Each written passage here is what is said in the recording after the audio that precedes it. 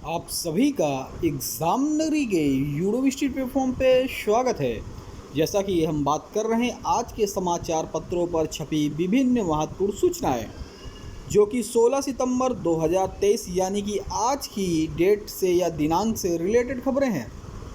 चाहे यूपीपीएससी हो, UPPCS, TGT, PGT, शिक्षक भर्ती, CTET, UP TET, SSC, bank, railway, police, GD या फिर सभी यूनिवर्सिटियों से संबंधित सूचनाएं हो या भी भर्ती संबंधित आंसर की एडमिट कार्ड या कहें विद्यार्थी जीवन से जुड़ी वो समस्त सूचनाएं, चाहे उत्तर प्रदेश से रिलेटेड हो या फिर अन्य राज्यों से हो, सभी सूचनाएं एग्जाम नगरी आपको एक ही प्लेटफॉर्म पर उपलब्ध कराने के लिए प्रयासरत रहता है।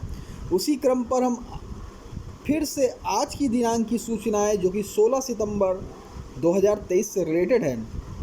तो आशा करते हैं जो भी भाई बहन चैनल पे नए हैं वो चैनल को सब्सक्राइब कर बेल आइकन दबा दें, जिससे आपको नोटिफिकेशन और सूचना मिल सके। सब्सक्राइब बटन बगल में है, लाइक एंड शेयर जरूर कर दें, क्योंकि 10 से 12 मिनट के वीडियो में आपको वो सारी खबरें मिल जाती हैं जो आपके दैनिक जीवन के लिए उपयोगी होती हैं। अगर यही खबर आपको अब बाद में मिले तो ये खबर आपके लिए व्यर्थहीन हो जाती हैं, क्योंकि 10 से 12 मिनट के वीडियो की खबरें आपको सुबह टाइम एक ही जगह अगर मिल गई, आप उनको देख लेते हैं, कोई भी खबर आपके लिए लाभदायक सिद्ध हो सकती है। तो आशा है आप सभी भाई बहनों चैनल को लाइक, सब्सक्राइब, शेयर कर दिया होगा। बढ़ते हैं खबर की ओर। देखिए, सीटेट अगस्त 2023 का आंसर की जारी हो गई।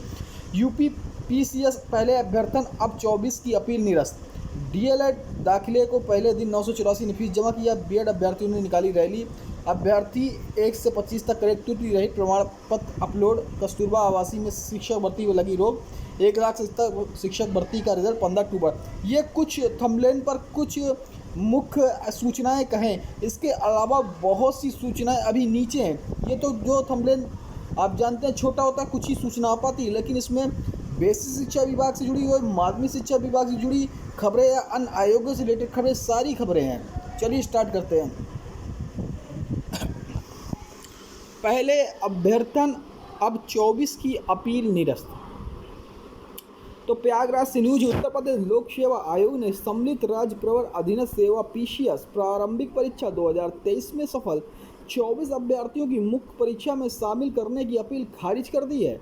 आयोग ने 5 सितंबर को विभिन्न कारणों से 153 अभ्यर्थियों का अभ्यर्थन निरस्त किया था। अभ्यर्थन निरस्त करने का कारण रोल नंबर समेत वेबसाइट पर अपलोड करते हुए प्रभावित अभ्यर्थियों को 12 सितंबर तक की अपील का अवसर दिया। अंत सचिव ओंकार नाथ सिंह के अनुसार 153 अभ्यर्थियों में से 24 ने निर्धारित समय सीमा तक प्रत्यावेदन दिया था। सम्यक विचार के बाद पाया गया कि अपीलीय प्रत्यावेदन में कोई नवीन तथ्य अंकित नहीं किए गए हैं, अतः प्रत्यावेदन बलहीन होने के कारण इन्हें खारिज कर दिया जाता है। 26 से 29 सितंबर तक प्रयागराज में और 4 और लखनऊ में एक केंद्र पर प्रस्तावित पीसीएस 2023 की परीक्षा में 3,852 अभ्यर्थी सम्मिलित हुए थे। अगली खबर है, कस्तूरबा आवासीय स्कूलों में शिक्षक भर्ती पर लगी रोक। 20 अप्रैल 2023 के शासनादेश को क्रियान्वयन को स्थगित करने संबंधी आदेश प्राप्त हुआ है। कस्तूरबा विद्यालय में शैक्षणिक व गैर शैक्षणिक पदों पर भर्ती के लिए शासन का मार्गदर्शन मिलने के बाद ही प्रक्रिया आगे बढ़ेगी। प्रवीण कुमार तिवारी, बेसिक जिला शिक्षा अधिकारी। तो प्रदेश भर के संचालित 746 कस्तूरबा गांधी आवासीय बालिका महाविद्यालय से पुरुष स्टाफ हटाने पर विवाद के कारण इन स्कूलों में भर्तियों पर रोक लगा दी गई। अपर मुख्य सचिव दीपक कुमार ने 20 अप्रैल 2023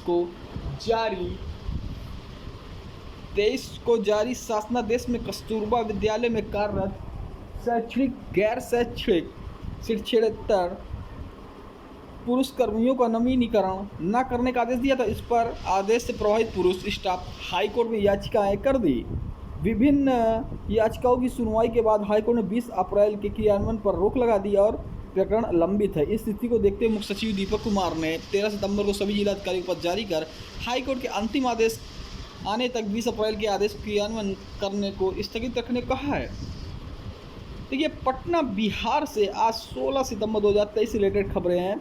आयोग ने कहा है कि 1,70,000 शिक्षक भर्ती का रिजल्ट 15 अक्टूबर तक तो कक्षा 1 से 12 तक के 1,70,461 शिक्षक भर्तियों का रिजल्ट अब 15 अक्टूबर तक जारी होगा।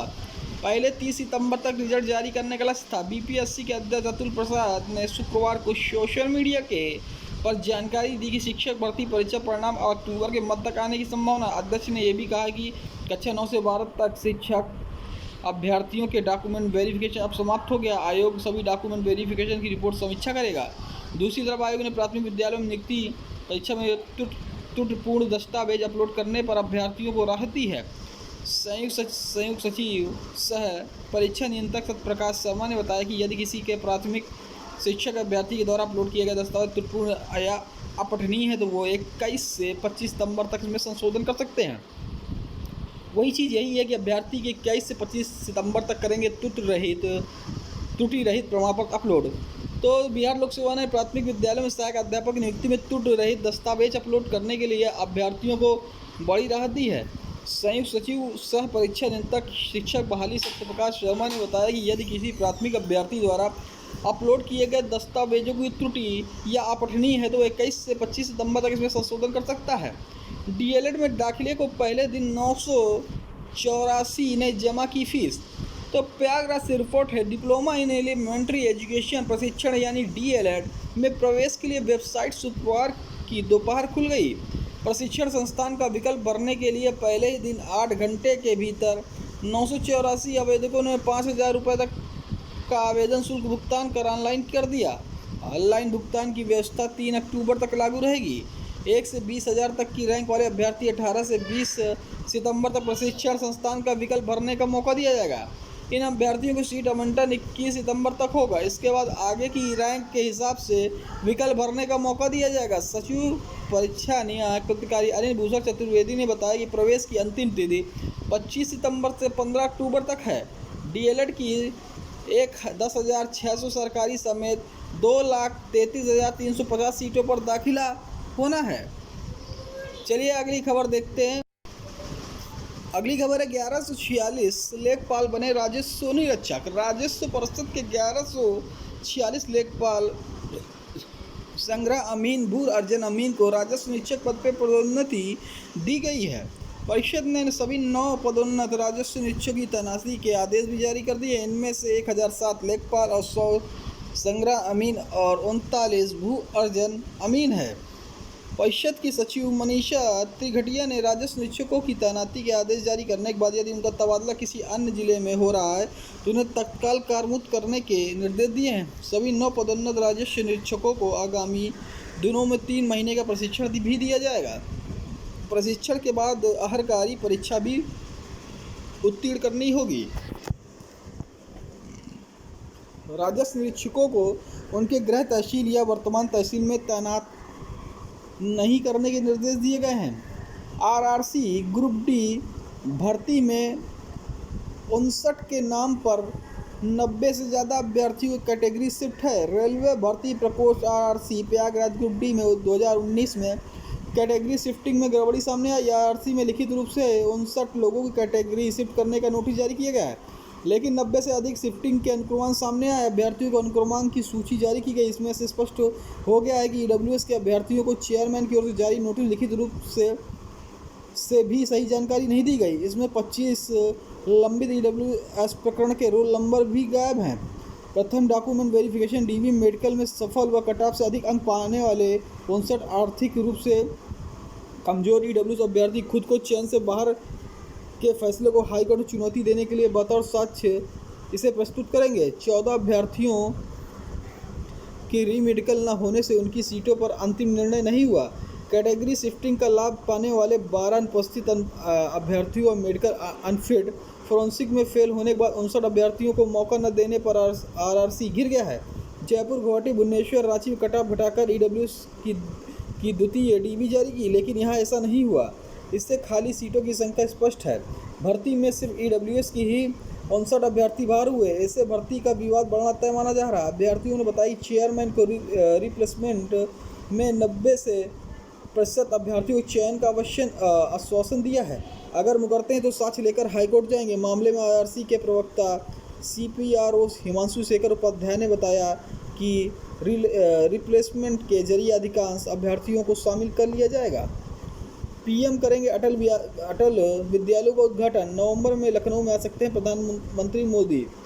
आगामी नवंबर माह में पहले पखवाड़े में प्रधानमंत्री मोदी लखनऊ आ सकते हैं। रायबरेली रोड स्थित गन्ना किसान अनुसंधान संस्थान में आयोजित कृषि कुंभ का उद्घाटन के लिए प्रदेश सरकार की ओर से प्रधानमंत्री को कार्यालय निमंत्रण भेजा गया है। तो देखिए, मुख्यमंत्री योगी आदित्यनाथ के ड्रीम प्रोजेक्ट अटल आवासीय विद्यालयों का उद्घाटन आगामी 23 सितंबर को प्रधानमंत्री नरेंद्र मोदी करेंगे। वाराणसी में आयोजित कार्यक्रम प्रधानमंत्री प्रदेश के सभी मंडलों में बने विद्यालयों का विधिवत शुभारंभ करेंगे। हालांकि मुख्यमंत्री के निर्देशों पर इन स्कूलों को 11 सितंबर से शैक्षिक सत्र शुरू हो चुका है। श्रमिक के बच्चों को मुफ्त शिक्षा देने के लिए यूपी मॉडल आने वाले दिनों कुछ अन्य राज्य भी अपना सकते हैं। देख सकते हैं, उत्तर प्रदेश लोक सेवा आयोग अपर निजी सचिव का विज्ञापन जारी कर दिया गया है। संक्षिप्त विज्ञापन है। आप दिनांक 19 सितंबर 2023 से आयोग की वेबसाइट uppsc.up.nic.in पर उपलब्ध रहेगा, जिससे ऑनलाइन आवेदन करने की प्रक्रिया, शुल्क जमा करने की प्रक्रिया, जाति प्रमाण पत्रों के प्रोफार्मा, परीक्षा योजना एवं पाठ्यक्रम, परीक्षा केंद्रों, जिला नाम, आरक्षण, आयु छूट संबंध में निर्धारित महत्वपूर्ण निर्देश उपलब्ध होंगे। तो आयु सीमा दी गई है 1 जुलाई 2023 से 21 और 40 वर्ष से अधिक नहीं होनी चाहिए। ऑनलाइन आवेदन 19 सितंबर से चालू होगा। ऑनलाइन की अंतिम तिथि 19 अक्टूबर 2023 होगी। बीएड अभ्यर्थियों ने निकाली रैली, किया प्रदर्शन। बहराइच प्राथमिक शिक्षक भर्ती में बीएड अभ्यर्थियों को शामिल करने की मांग को लेकर शुक्रवार तिरंगा रैली निकाली गई। बीएड अभ्यर्थी हाथों में बैनर, तिरंगा पोस्टर लेकर शहर के विभिन्न चौराहों पर होते हुए कलेक्ट्रेट पहुंचे। यहां पर मजिस्ट्रेट को ज्ञापन सौंपा। इस दौरान अभ्यर्थी ने केंद्र सरकार द्वारा अध्यादेश लाकर सर्वोच्च न्यायालय के फैसलों को बदलने की मांग भी की है। सीटेट 2023 की ओमार सीट और उत्तर कुंजी जारी कर दी गई है। ओमार सीट और उत्तर कुंजियों को स्कैन की छवियों को उत्तर कुंजियों का प्रदर्शन और उत्तर कुंजियों की चुनौती के संदर्भ में ये आप देख रहे हैं सीटेट अगस्त 2023 यहाँ पे इसकी सूचना जारी कर दी गई। इसकी सूचना मैंने आपको कल ही रात को दे दी थी, जैसे ही इसका ये नोटिस जारी हुई थी। चलिए फिर आज के समाचार पे ये भी सूचना है। 20 अगस्त 2023 को आयोजित सीटेट में उपस्थित सभी उम्मीदवारों को सूचित किया जाता है कि उम्मीदवार ओमार उत्तर पुस्तिका की स्कैनिंग छवि और उत्तर कुंजी वेबसाइट CTET.nic.in पर 15 सितंबर 2023 से 18 सितंबर रात 11:59 तक अपलोड की गई है। तो आप लोग उत्तर कुंजी को 15/9/2023 से 18/9/2023 रात 11:59 बजे तक वेबसाइट जो CTET.nic.in पर उपलब्ध लिंक के माध्यम से चुनौती देने का भी प्रावधान। चुनौती शुल्क 1000 रुपये है। क्रेडिट डेबिट कार्ड के माध्यम से जमा कर सकते हैं। एक बार भुगतान किया गया शुल्क वापस नहीं होगा। अगर आपकी चुनौती स्वीकार कर ली जाती है और वो क्वेश्चन गलत पाया जाता है तो आपके 1000 रुपये वापस कर दिए जाएंगे। अगर ऐसा नहीं होता तो आपके 1000 वापस भी नहीं होंगे। ठीक है, चलिए रोजगार संबंधी कुछ सूचनाएं देख लेते हैं। IDBI बैंक में रोजगार के अवसर निकले हैं। जूनियर असिस्टेंट मैनेजर पदों पर 600 पद की भर्ती निकली है। अंतिम तिथि 30 सितंबर। ऑनलाइन न्यूनतम आयु न्यूनतम 20 वर्ष, अधिकतम 25 वर्ष निर्धारित है। IIT धनबाद में संभावना 71 पद की हैं। सैनिक स्कूल 17 में रिक्त पद हैं, 12 पद हैं। लेखाकार, क्वार्टर मास्टर, संगीत शिक्षक अन्य के हैं। SJVN लिमिटेड में निकली भर्ती 155 पदों की निकली है। कनिष्ठ फील्ड अभियंता, कनिष्ठ फील्ड अधिकारी के पद की आवेदन की अंतिम 9 अक्टूबर 2023। आयु सीमा 30 वर्ष। आप यहां आवेदन कर सकते हैं www.sgvn.nic.in पर। हिंदुस्तान कॉपर लिमिटेड 26 पद निकले हैं। सहायक फोरमैन व माइनिंग गेट पदों पर भर्ती निकली। आवेदन की अंतिम 30 सितंबर 2023। वेतनमान पदानुसार होगा। अगर हम वेतन पदानुसार होगा, जैसे 28,430, 27,740 प्रति माह। आवेदन के लिए हिंदुस्तान कॉपर.com में कर सकते हैं। कोचिंग विशेष आर्थिक क्षेत्र में 17 पद निकले। अनुभाग अधिकारी, सहायक विकास आयुक्त के पद रिक्त हैं। अंतिम तिथि देखें तो 15 अक्टूबर है। वेतन देखें तो 35,400 से लेकर 1,42,000 प्रति माह है। www.csezgovernment.in पर आप लोग ऑनलाइन आवेदन कर सकते हैं। यहाँ भी नौकरी के पद निकले हैं। भारतीय जनसंचार संस्थान सहायक संपादक के पद आवेदन आमंत्रित किए गए हैं। आवेदन की अंतिम तिथि 20 सितंबर 2023 तक आवेदन कर सकते हैं। समुद्री उत्पाद निर्यात प्राधिकरण मुख्य कार्यकारी अधिकारी के पद खाली हैं। आवेदन की अंतिम तिथि देखें तो 15 अक्टूबर 2023 तक यहाँ भी आप लोग आवेदन कर सकते हैं। ये रही आज के समाचार पत्रों पर छपी कुछ महत्वपूर्ण सूचनाएं। जो भी भाई बहन अभी तक चैनल को सब्सक्राइब नहीं किया, सब्सक्राइब कर बेल आइकन दबा दें, जिससे आपको एग्ज़ाम नगरी द्वारा कोई भी सूचना नोटिफिकेशन दिया जाए या कोई आदेश से रिलेटेड हो या कोई भी ऐसी सूचना जो आपके हित से संबंधित हो वह सबसे पहले पहुंचे। तो चैनल को लाइक सब्सक्राइब शेयर कर दें, जिससे आपको सूचना मिलती रहे। जय हिंद, जय भारत। फिर मिलेंगे नई सूचनाओं के साथ।